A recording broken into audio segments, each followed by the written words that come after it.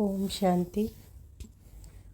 आज 20 फरवरी 2024 की साकार बुजुर्ग मूल्य है। आज के महावाक्य में बाबा बोले, मीठे बच्चे, तुम्हें तन मन धन से सच्ची रूहानी सेवा करनी है।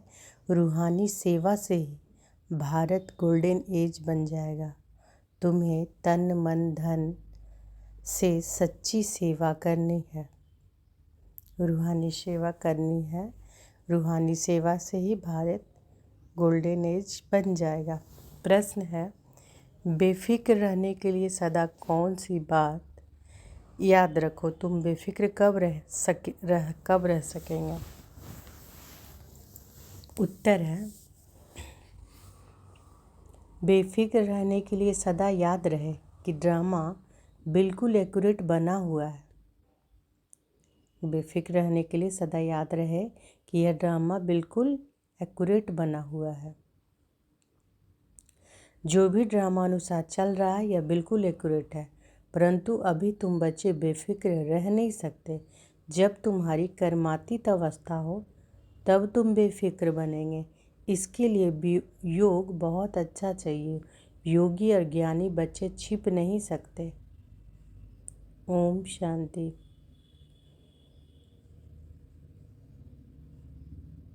तो बेफिक्र रहने के लिए सदा कौन सी बात याद रखना है? कि बेफिक्र रहने के लिए याद रखना है कि यह ड्रामा जो है बिल्कुल एक्यूरेट है। जो भी ड्रामा अनुसार चल रहा है वह बिल्कुल एक्यूरेट है।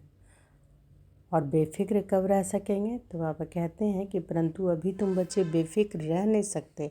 जब तुम्हारी कर्मातीत अवस्था हो तब तुम बेफिक्र बनेंगे। इसके लिए योग बहुत अच्छा चाहिए। योगी और ज्ञानी बच्चे छिप नहीं सकते। ओम शांति। पतित पावन शिव भगवान उवाच। बाप ने समझा दिया है कि देहधारी मनुष्य को कभी भी भगवान नहीं कहा जा सकता। मनुष्य यह भी जानते हैं पतित पावन भगवान ही है। श्री कृष्ण को पतित पावन नहीं कहेंगे। बेचारे बहुत मूंझे हुए हैं। भारत में जब सूत मूंझ जाता है तब शिव बाबा को आना पड़ता है। बाप के बिना उसे कोई सुलझा ना सके। वो ही पतित पावन शिव बाबा है जिसको सिर्फ तुम बच्चे ही जानते हो, सो भी नंबरवार पुरुषार्थ अनुसार। तो बाबा क्या कह रहे हैं कि शिव बाबा को कौन जानते हैं? हम सारे बच्चे लोग। लेकिन कौन? नंबरवार पुरुषार्थ अनुसार। भले यहाँ बैठे हैं, रोज़ सुनते हैं, तो भी ध्यान में यह नहीं आता है कि हम शिव बाबा के पास बैठे हैं। वह इनमें विराजमान है, हमको पढ़ा रहे हैं, पावन बना रहे हैं, युक्ति बतला रहे हैं। तो बाबा क्या बोल रहे हैं कि बाबा किनमें विराजमान है? ब्रह्मा बाबा के तन में पढ़ा रहे हैं, विराजमान होकर पावन बना रहे हैं, युक्ति बतला रहे हैं। तुम स्वदर्शन चक्रधारी बन रचता और रचना की नॉलेज पाकर काम को जीत जगत जीत बनते हो। तुम स्वदर्शन चक्रधारी बन रचता और रचना की नॉलेज पाकर काम को जीत जगत जीत बनते हो। तो वह बाप पतित पावन भी ठहरा, नई रचना का रचता भी ठहरा। अभी बेहद का राज्य पाने के लिए तुम पुरुषार्थ करो। हर एक समझते हैं कि हम शिव बाबा से राज्य भाग ले रहे हैं।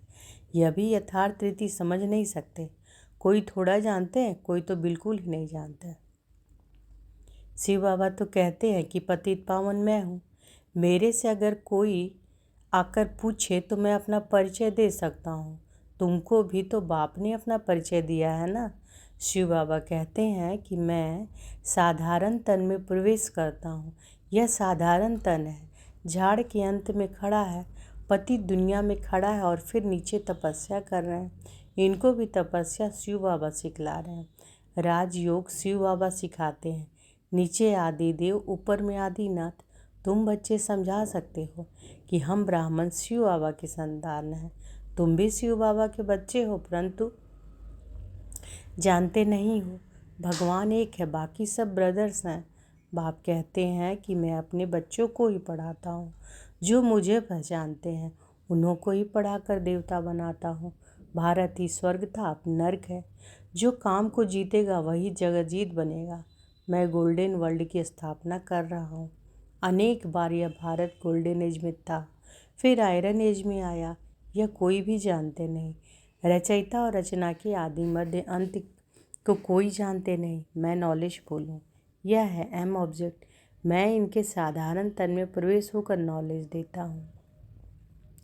तो बाबा जी बार बार क्या बोल रहे हैं कि ब्रह्मा बाबा के तन में प्रवेश होकर नॉलेज देते हैं। अब तुम भी पवित्र बनो।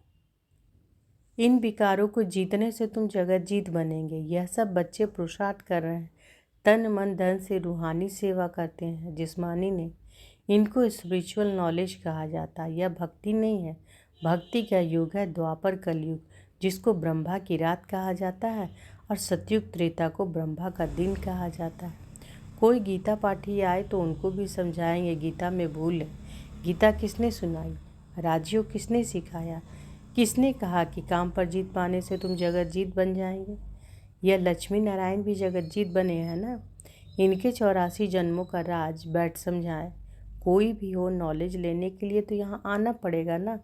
मैं तो बच्चों को पढ़ाता हूँ, परंतु तुम्हारे में भी कोई इतना नहीं समझते हैं। इसलिए गायन है, कोटों में कोई और कोई में कोई।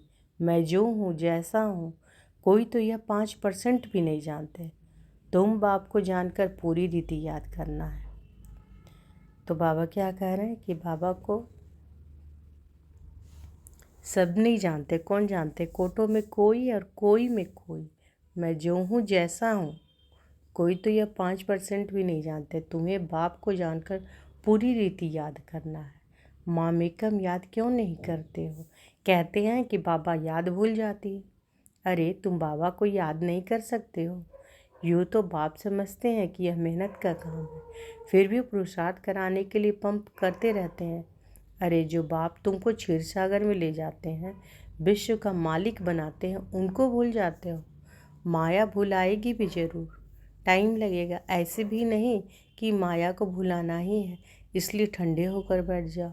नहीं, पुरुषार्थ जरूर करना है।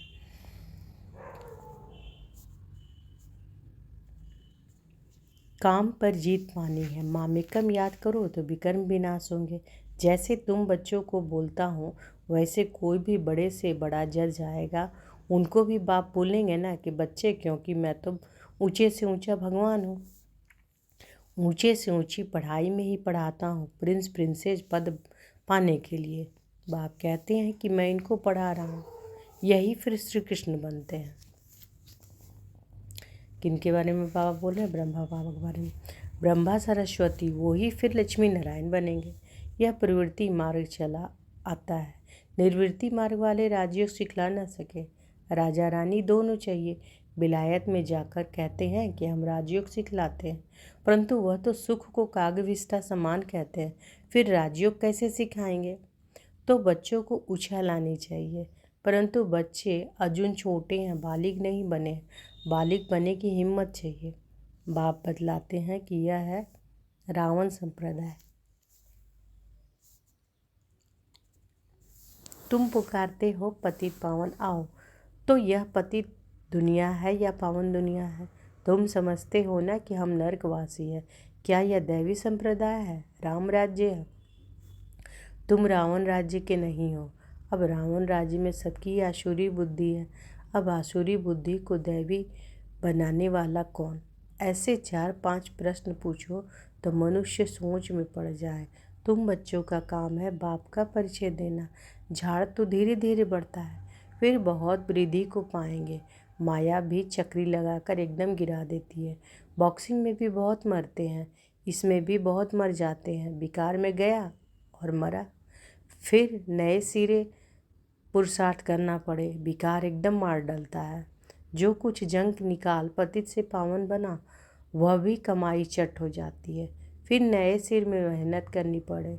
ऐसे नहीं कि उनको अलाउ नहीं करना है, नहीं, उनको समझाना है। जो कुछ याद की यात्रा की, पढ़ा, वह सब खलास हो गया, एकदम नीचे गिर पड़ते हैं। फिर भी घड़ी घड़ी अगर गिरते रहेंगे तो कहेंगे गेट आउट। 1-2 बारी आजमाया जाएगा, 2 बार माफ़ी मिली, फिर केस होपलेस हो जाता है। फिर आएगा भी, लेकिन एकदम डर्टी क्लास में।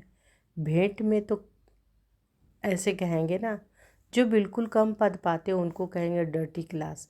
दास दासियाँ चंडाल प्रजा के भी नौकर चाकर सब बनते हैं ना। बाप तो जानते हैं कि मैं इन्हों को पढ़ा रहा हूँ, 5,000 वर्ष के बाद पढ़ाता हूँ। वह लोग लाखों वर्ष कह देते हैं, आगे चलकर यह भी कहने लग पड़ेंगे कि बरोबर 5,000 वर्ष की बात है। वो ही महाभारी लड़ाई है, परंतु याद की यात्रा में रह न सके। दिन प्रतिदिन टू लेट होते जाएंगे। गाया भी जाता है कि बहुत गई थोड़ी रही। यह सब इस समय की बातें हैं, बाकी थोड़ा समय है पावन बनने में। लड़ाई सामने खड़ी है। अपने दिल से पूछना है कि हम याद की यात्रा पर हैं।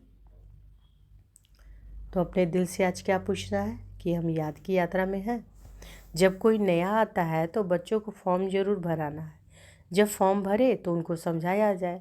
अगर किसी को समझाना ही नहीं है तो फॉर्म ही क्या भरेगा। ऐसे तो ढेर आते हैं। बोलो कि बाप को पुकारते हो पतित पावन आओ, तो जरूर यह पतित दुनिया है। तब तो कहते हैं कि आकर पावन बनाओ। फिर कोई बनते हैं, कोई नहीं बनते हैं। बाबा के पास पत्र तो ढेर आते हैं। सब लिखते हैं शिव बाबा केयर ऑफ ब्रह्मा। शिव बाबा भी कहते हैं कि मैं साधारण तन में प्रवेश करता हूँ, इनको 84 जन्मों की कहानी सुनाता हूँ। तो बाबा क्या बोल रहे हैं कि बाबा के पास कैसे पत्र आता है कि शिव बाबा केयर ऑफ ब्रह्मा। शिव बाबा कहते हैं कि मैं साधारण तन में प्रवेश करता हूँ, इनको 84 जन्मों की कहानी सुनाता हूँ। और कोई भी मनुष्य रचता और रचना के आदि मंत्र को नहीं जानते। अब बाप ही ने ही तुमको बताया है। और कोई मनुष्य जानता है कि आदि मध्य अंत का? नहीं ना। तो अभी बाबा ही बता रहे हैं ना कि यह चित्र आदि भी बाबा ने दिव्य दृष्टि देकर सब बनवाए हैं। चित्र भी जो बना है बाबा ने दिव्य दृष्टि देकर सब बनवाए हैं। बाबा तुम आत्माओं को ही पढ़ाते हैं। आत्माएं झट अशरीरी हो जाती। इस शरीर से अपने को अलग समझना है। बाबा कहते हैं बच्चे देही अभिमानी भव अशरीरी भव।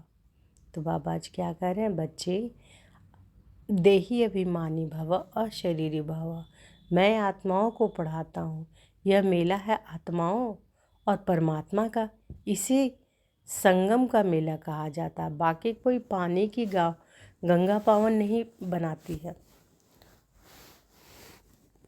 तो संगम कहाँ है? अभी ही है ना, आत्मा और परमात्मा का। बाकी कोई पानी की गंगा पावन नहीं बनाती। साधु संत ऋषि मुनि आदि सब आते जाते हैं स्नान करने। अब गंगा पतित पावन हो कैसे सकती? अब गंगा पतित पावन हो कैसे सकती? भगवान आज है ना कि काम महाशत्रु है, इस पर जीत पाने से तुम जगत जीत बन जाए। गंगा व सागर तो नहीं कहते, यह तो ज्ञान सागर बाप समझाते हैं कि इन पर जीत पाने के लिए मामेकम याद करो तो तुम पावन बन जाएंगे। दैवी गुण धारण करो, किसी को दुख मत दो। पहला नंबर दुख है काम कटारी चलाना, यही आदि मध्य अंत दुख देने वाला है। सतयुग में यह होता नहीं है, वह है पावन दुनिया। वहाँ कोई पतित रहता ही नहीं। जैसे तुम योग बल से राज्य लेते हो, वैसे वहाँ योग बल से बच्चा पैदा होता है। कहाँ की बात बाबा कह रहे हैं? स्वर्ग की, सतयुग की। तुम लोग रावण को जलाते हो, पता ही नहीं पड़ता है कि कब से जलाते आए हो। राम राज्य में रावण होता नहीं। यह बड़ी समझने की बातें हैं जो बाप बैठ समझाते हैं। समझाते तो बहुत अच्छा है, परंतु कल्प कल्प जो जितना पढ़े हैं उतना ही पढ़ते हैं। पुरुषार्थ ने सारा मालूम पड़ जाता है। स्थूल सेवा की भी सब्जेक्ट है। मनसा नहीं तो वाचा कर्मणा, मनसा नहीं तो वाचा कर्मणा। बाबा क्या बोल रहे हैं कि स्थूल सेवा की भी सब्जेक्ट है। क्या है सब्जेक्ट? कि अगर मनसा नहीं कर सकते तो वाचा से करें, कर्मणा से करें। वाचा तो बहुत सहज है, पहले है मनसा अर्थात मन मनाभव। याद की यात्रा में रहना है।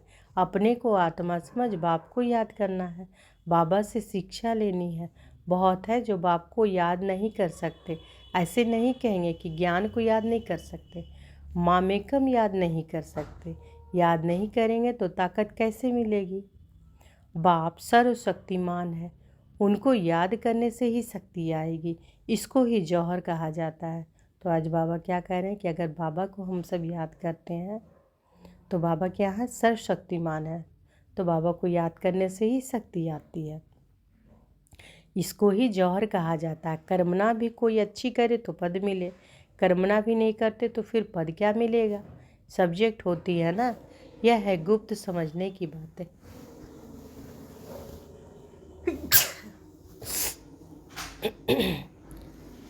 वो लोग योग योग कहते रहते परंतु समझते नहीं कि योग से तुम विश्व की बादशाही लेते हो।